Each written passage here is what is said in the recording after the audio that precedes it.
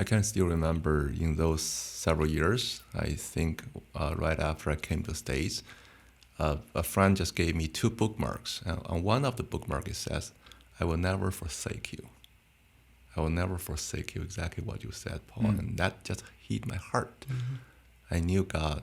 Through those years, even though I say, God, let me go my way, moment to moment, many times I just felt God using his hands, warmly holding my heart and whispering to me, saying, "Child, come home, return."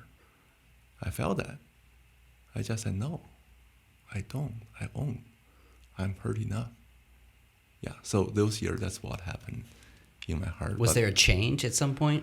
Yeah, I think 2 years getting to the States.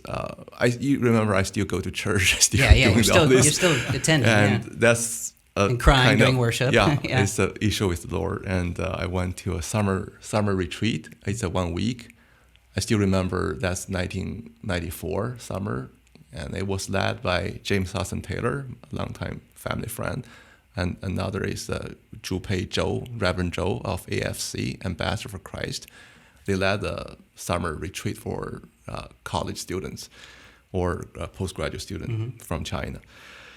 I went there just as I always did, and I don't remember their sermon messages, but the hymn, the song we sang all along that retreat, eventually the last day hit my heart, because he lives. That's the first time I heard of that song. So beautiful, and the lyric is so powerful. I just sang until the very last day, the song, and with the lyric hit into my heart. I just started to ask myself, is my Lord, this Jesus Christ, truly a resurrected Lord? Is he actually alive right now? Still alive. Yeah. I need to study that. I need to relearn my faith. So after that, I went back to start to read my Bible. And also, 2 other people really play a big deal in my heart, in my life. One is Stephen Tang, the evangelist in Indonesia. He has very popular Christian ministry, just like R.C. Sproul in China, in the States. It just gives the Reformed faith in a layman term very powerfully. And some people give me 2 sets of his series. One is the gospel theology, another is God's righteousness and judgment and sin, something. I just listen to that again and again. That really gave me a fundamental framework of Reformed Christian faith. I realized, there's a different kind of framework, paradigm of faith to approach the scripture, to understand, process everything.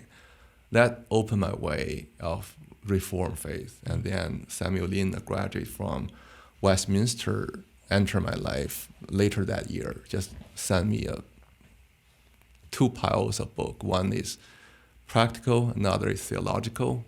Van Til, Machen, all the things, one pile. Another is practical, J. Adams, some counseling. And at that moment, I said, okay, I don't need the practical stuff. I need the really hardcore theological stuff. So I put the You're an practical academic. on a shelf.